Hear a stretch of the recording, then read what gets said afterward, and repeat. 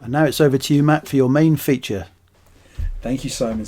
The film that I've chosen for my inaugural feature presentation is, for me, hands down, one of the best films ever made. Dog Day Afternoon from 1975. Dog Day Afternoon stars Al Pacino, who was coming hot off of Godfather Part 2 at the time, and his Godfather co-star John Cazale. It's directed by Sidney Lumet, who had previously directed Pacino in Serpico in 1973. Yeah. The film is based on a true story and it chronicles an attempted bank robbery in 1972 by Sonny Wartzik, played by Pacino, and Sal Naturale, who's played by Cazale, of a Brooklyn bank, but things do not go to plan. The original poster of the film contains a brilliant description of the film. It goes, "The robbery should have taken 10 minutes. 4 hours later, the bank was like a circus sideshow. 8 hours later, it was the hottest thing on live TV. 12 hours later, it was history, and it's all true." As the poster suggests, having failed to make a quick getaway, a situation develops as the two have the bank manager, the security guard, and about half a dozen female bank tellers held hostage inside the building, and they try to negotiate their escape with the police and seemingly half of Brooklyn camped outside the front door. Yeah. This is a film that absolutely mesmerises you with the performances and the characters involved, whilst keeping you on the edge of your seat with the tension of the situation. But for me, what really sets the film apart, and what you always forget about until you sit down and watch it again, is just how absolutely amazingly funny it is. It manages this miracle of being, a seemingly brilliantly constructed farce, but without ever feeling untrue, to the characters or the situation. For example, you have scenes such as when the police chief, Moretti, played by Charles Durning, he's trying to make contact with Pacino's Sonny over the bullhorn. Yeah. And the crowd that's formed behind them is shouting and repeating everything that he's saying. Yeah. I mean, you've got this tense negotiation where everything that the police chief is trying to say is just being parroted back to him by an unruly crowd behind him. Yeah. There's another scene as well where you have Sonny being interviewed by a TV station.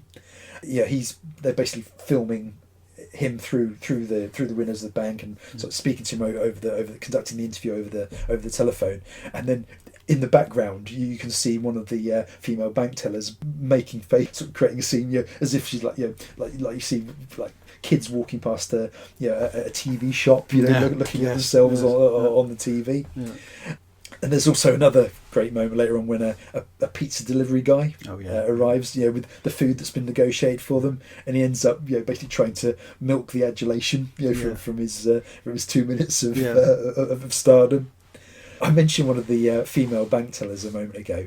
The other thing that's really unique about the film is that the relationship that develops between the bank tellers and Sonny and Sal. It's really fascinating because as the situation goes on, they seem to actually sort of build a genuine affection for the pair of them, and it's almost like it feels like towards the end they're almost sort of mothering them and actually on their side. I mentioned obviously the fact that this bank robbery is taking place, but we're actually over an hour into the drama before it's actually revealed that Al Pacino's Sonny is married to a man called Leon. Played by Chris Sarandon, and the whole reason for the bank robbery is to pay for Leon to have a sex change operation that he wants to have, which this is a film 1975, which actually makes the film sort of one of the first to feature a bisexual male character as its protagonist. Don't want to give any more away about what happens, but suffice to say it all absolutely builds to a truly unforgettable climax. But Simon, what are your thoughts on Dog Day Afternoon? Well, again, I hadn't seen it for a few years. I watched it, I think, in my teens on the TV, so it probably would have been recorded again on VHS. And I remember it being really good. And then I can't remember the next time I saw it, but it's been a while. So I had to do the decent thing and buy the Blu-ray, obviously, which again, it didn't cost very much. And again, I'm sure you agree because you've got the Blu-ray, haven't you? I've got a DVD at the moment. I've got a DVD. I saw the Blu-ray in HMV today, and I will be upgrading very soon. Yeah. Well, it's incredible for a film. That time the picture quality and stuff is really nice. But I think you touched on. It's an amazing film, but I think you touched on a couple of the points that I was going to raise. The relationship with the bank tellers. There's one scene in particular, fairly early on, where Al Pacino gives his rifle. Do you remember this? Yes. Yeah. And she's doing these rifle drills as if you're in. Because he's ex-military, isn't he? That's right. Yeah. Because his mother is justifying. Oh no, it was his mother or his wife. I can't remember which one it is. Is justifying his actions because he had to stint in Vietnam and etc. etc. Which you would have got people around that time coming back from Vietnam and obviously being traumatized. But anyway, she's doing these exercises with his rifle while he's off doing something else, and it doesn't bother him or her in the slightest. And I think that gives you a really good indication as to how it plays out and how it goes down. So he's almost got this sympathy within the bank with the people he's keeping prisoner, and then he's got this really interesting relationship with the crowd outside. And there's that one part, I can't remember what it is, but he starts shouting a word out. Attica, which was a New York prison riot, which was very contemporary. And the crowd are all getting behind him, and the police are like, oh, for goodness sake, and you can see them losing control. So it's almost a bit like a popularity contest, really. I think another scene, or a very, very brief scene, right at the start of the film, is when they first burst into the bank, and Pacino walks in with a flower box, and and he's got the rifle concealed in the flower box, and when he says something like, put your hands up, this is a raid or whatever, he fumbles the rifle, and it takes him like 2 or 3 attempts to get it out of the flower box. And I think that's a brilliant little scene because it really precursors what's to come. But no, it's really good. And shout out to Lance Henriksen as well, who I forgot was in this film, and apparently it's his first feature role. He went for Chris Sarandon's role originally, apparently, and he didn't get it, so he got offered the role of the FBI guy. But you can see him playing that role as well, And Chris Sarandon, he's fantastic. The way he plays it, he's just on the right side of camp. And you talked about the sexual politics for early 70s, and it's I think by and large they stand up pretty well by today's standards. Well, that's the thing. If you watch, I mean, we love movies from the 70s, but if you watch, certain films from that era, particularly when you look at sexual politics, some of them have not aged very well at all. No. Dog Day Afternoon is just so far ahead of its time, with its representation. Interestingly, I mean, we talked about the crowd and how they react. Well, as we discover in the drama about Sonny's situation, his motives for the robbery, it affects the crowd outside as well, where you actually have some gay rights activists turn up outside, but it actually then leads to sort of confrontation within the crowd as well. So, it just adds another sort of powder keg to this explosive situation. I don't think any discussion of Dog Day Afternoon can conclude without us talking about John Cazale. Yes. So, I mean, just an absolutely incredible and unique performance. He doesn't actually get a lot to say in the film, but you leave the film feeling like and understand his character. Absolutely. Yeah, I think he does everything he needs to do, but he just does it so economically. In fact, I read one review where he was described as zombie-like. He's more than that, obviously. He has got lines, but he doesn't do very much, but he communicates everything. Yeah.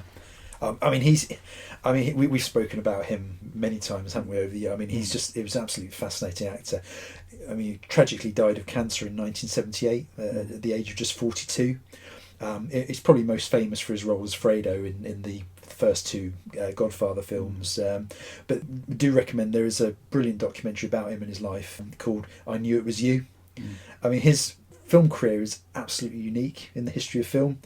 He only actually starred in 5 films in his life. Dog Day Afternoon, The Godfather 1 and 2 we mentioned, Francis Ford Coppola's The Conversation, and The Deer Hunter. What a run. Well, all 5 films were nominated for Best Picture at the Academy Awards, and 3 of them won. I mean, that's a feat that no other actor has ever come close to matching. You mentioned about Lance Henriksen appearing as well. I don't know if you've spotted another future famous face. It's an early appearance from Dominic Chianese. Oh, right. Junior soprano himself. Oh, really? Yeah. No, I didn't spot that. Wow. So I think it was one of his early roles. Yeah. And also, just want to mention briefly, in researching, this episode, obviously we talked. It's based on a true story. So I actually did a bit of reading up on the actual events that inspired the film, and for once, It seems that the film actually was remarkably faithful to what actually happened. Yeah. All of the key events do appear to have actually Yeah.